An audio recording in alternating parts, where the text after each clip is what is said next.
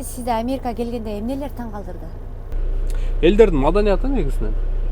Анткени элдер эми бизде чын сөзүн ачуу болот. Элдер жалганды көбүрөөк сүйлөшөт бизде. Негизичи Кыргызстанда.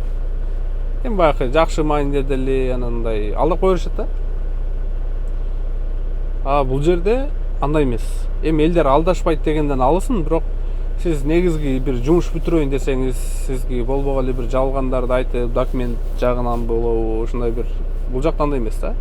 Сиз билесиз, точно эгер бул бизнести кылсам, кандай болот, кайсыл жерге барам, канча күндө бүтөт.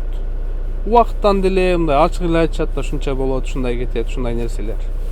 Ошол нерсе мындай айтканда, американецтерди ойлошу мүмкүн, мындай ишенчек деп. Бирок себеби булар да ушундай тарбияланган да. Жалган айтпа деп, баягы кичинекей деле, чоңу деле бир нерсени болгондой эле жүрүшөт да. Эми көбүнесе. Ошол жагы бир чети мындай келгенде өтө ишенчек дей сезилген да.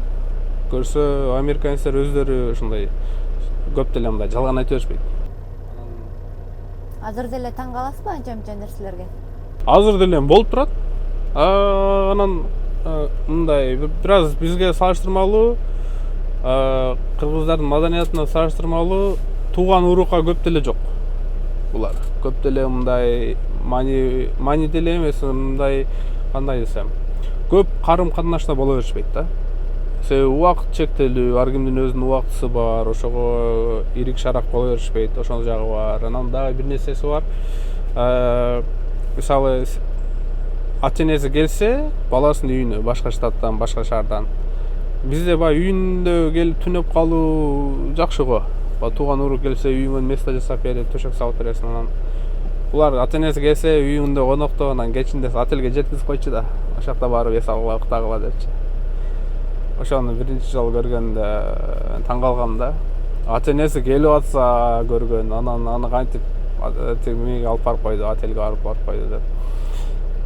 Ошол мени таң калтырган. Ошондой. Бирок аябай мындай катуу мээнеткеч эл келет булар деле. Эртең менен саат 4-тө кээ бирде жүктү алып барыш керек болуп калган жерлерде, мисалы, аял кишилер деле эркектерден калышпай иштеп жүрүшөт да. Эртең менен саат 4-тө кайсы кыргыз иштейт Кыргызстанда? Иштегендер бар. Бар да, мисалы, ушул тазалык жаатында. Жок, аларга түшүнүктүү, бирок жалпысынан алып караганда, таксиде жалпысынан алып караганда мындай бир 3-төн 5тен дейличи, 5тен бир 2 үй бүлө иштер чыгар да. Анын бир 4-ü же 5-ü иштебейт. Бул да ошондой бир 5 үй бүлөдөн 4-өсү ушундай иштейт да. Акыркы жолу эмнеге таң калдыңыз? Эсимде деле жок. Көрүп жүрүп көнүмүш адатка айланып калды да. Анан жол эрежесин сактагандар, мисалы, бул жакта 2 линия болсо, бир жакка солго буруш керек болсо, ошол жерде канча линия болсо деле күтүп тура берет да. Арты 1 километрге кетип калса делечи. Жандагы линиясы ачык болсо деле, просто жандагы линиясы прямой кетет, түз кетет. Ошон үчүн ага көбүнчөсү ага кошулушпайт, беркини күтүп отура берет. Аябай чыдамкай болушат да. Билем, шашып атышат, бир жака бирөө кечигип атат, андай нерсе болсо деле ошону күтүп, мындай убакыт берип, ушул бүтсө деп. Очередь ушундай нерсени жакшы көрүшөт. Анан жолдо жүргөн, эми өз жолдо жүргөнгө байланыштуу ошол нерселерди айтып атам. Бирөөгө мындай катуу сигнал беришпейт машина менен. Бул өтө орой мамиле болуп калат жандагы айдоочуга. Өтө эле бир мындай бир кырдаал жаралып калат го, сигнал бериш керек болуп калган учурда гана бербесе, так жөнөкөй эле бир өтүп кетейин, жол бошотуп кой деген нерселерге жок. Андай сигнал колдонбойт. Жаңы келгенде ошол такси айдап жүрүп, кишилерди салып алгам, эсимде бар, шаардын ичинде жүрөм.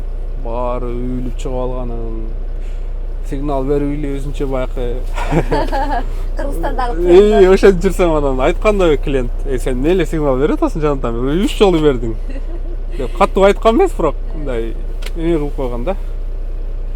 Тамаша катары.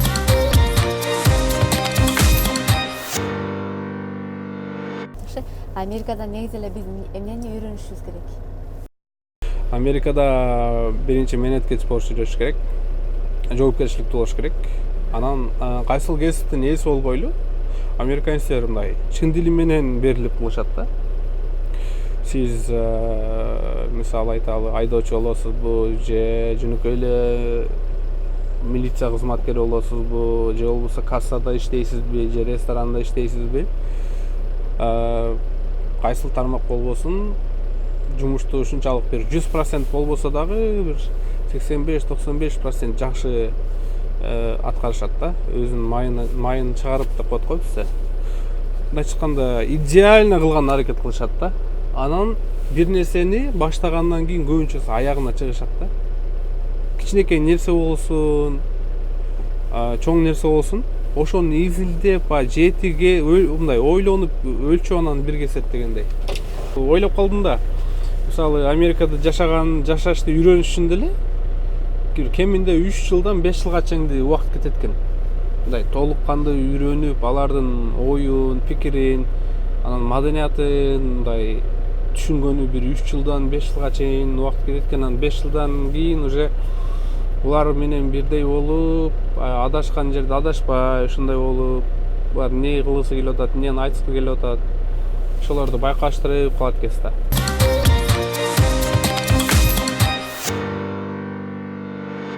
Бул жакта айрыкча могул ден соолукка байланыштуу нерселерди өтө чоң, өтө мындай көзөмөлдө да, тыгыз көзөмөлдө карашат. Анан ошо сиз айткандай бир жазууну алыш үчүн эле ушунчалык бир каражаттары, иш аракеттери, эмгек талап кылган нерсе. Ошон үчүн бул жакта дары дармекке келгенде же тамак ашка келгенде ошол баягы датасын белгилүү датага гана колдонушат. Андан сырткары эгер өтүп кеткен болсо бардыгын сатышпайт да. Мен ошол жана кухняда иштеп жүргөндө жөнөкөй эле нандар да. Бизде мисалы бир жабылган нанды түгөнмөйүнчө жей беребиз го. Бул жакта андай эмес да. Определенный бир 4-5 күн болду, эскирди, сасаа бузулду, ыргыч керек экен. Конечно, бул жакта баягы ар кандай кошулмалар кошулушу мүмкүн, может ошондон дагы. Биздин баягы өзүбүздүн тандырган бышкан нан составы натуральный чистый да, тура берет ал. Бирок негизи айтайын дегеним баягы маркеттерде сатылган нандарды айтып атам да.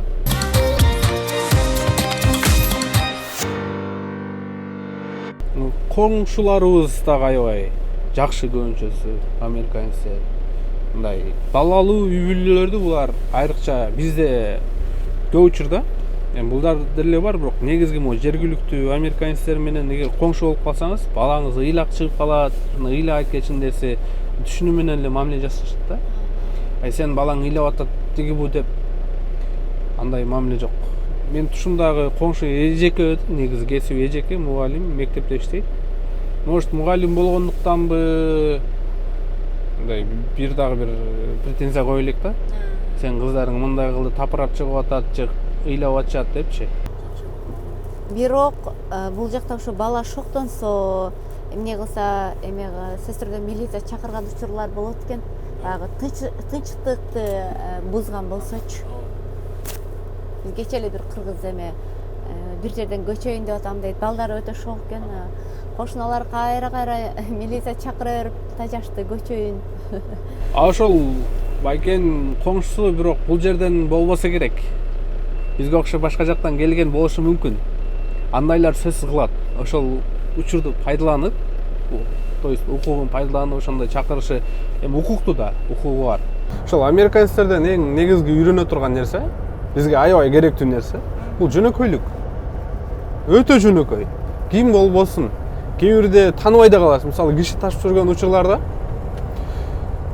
жана Uber деген менен көбүнчө бизнес класста менесин кишилерди ташычубуз. Анан чоң бир корпоративдин бир чоңдору да сиз менен сүйлөшкөнүн көрсөңүз, жана айылдагы соседиңиз менен сүйлөшкөндөй сүйлөшөт да. Ачылып, ондой өтө жөнөкөй. Ошол нерсе бизге аябай суудай керек да. Биздин менталитетке, биздин культурага аябай керек. Качан гана адам жөнөкөй болгондо гана бир нерсеге жетише алат да. Адамдар менен мындай жакшы бир пайдасын тийгизет коомго деп ойлойм да. Булар мисалы автобусту алалы, Бизде деген маршруткалардын ичи толмоюнча алар жылышпайт да негизи. Көп жерден байкашымын мурда. Даже таксилерди айтайын. Алардын кишиси барбы, жокпу, негизгиси жана убакыттан калбаш керек да, өзүнүн убагынанчы. Расписаниясы менен эле жылы беришет. Кишинин ичинде киши барбы, жокпу, кызыгы жок. Анан бул жерде дагы бир нерсе. Мисалы, Чикагонун шаардын ичиндеги көчөлөр кандай жайгашкан болсо, кандай ат менен башка шаарлардын да кээ бир көчөлөрү окшош да. Ошондо билесиз. Мисалы, бир шаарга барып туруп, кийинки көчө кандай келет. Ошого Чикагонун шаарындагы көчөлөргө ориентир алып бара берсеңиз, таба аласыз да. Ошо да жакшы. Көчөлөрдүн аты көбүнчө кандай коюлат? Президенттердин аттарына коюлган, анан кийин шаарлардын аттарына, анан жана номерлер менен коюлган да. 4-көчө, 5-көчө болуп кете берет.